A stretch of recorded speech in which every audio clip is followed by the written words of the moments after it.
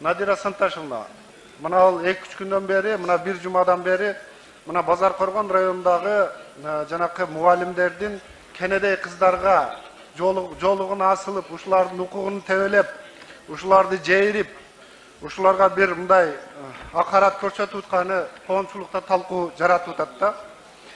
Кыргыз Республикасынын Конституциясынын билим берүү жөнүндөгү мыйзамында так жазылып турат. Бул мугалимдер өзүнүн милдеттерин, укуктарын билбейби? Эмне үчүн ушул күнгө чейин чара көрбөйсүңөр? Өмүрбек Мырза Ибраимович,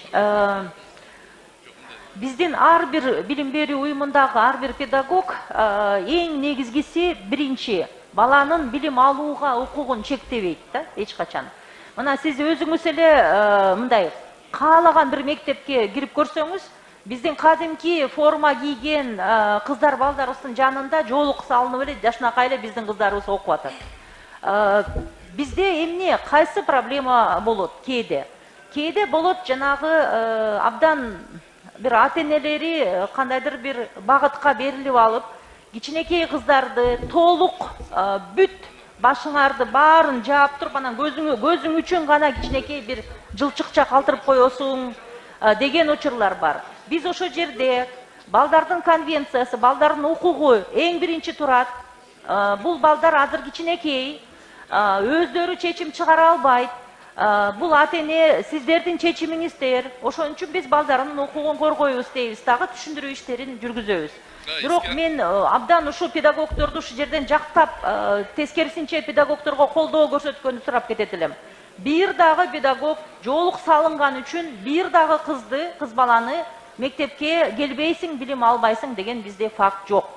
Факт жанагы эле абдан аша чаап кеткенде ошол жерден биз түшүндүрүү иштерин жүргүзүүгө мажбурбуз. Анткени кичинекей кыздардын укугун биз коргошубуз керек.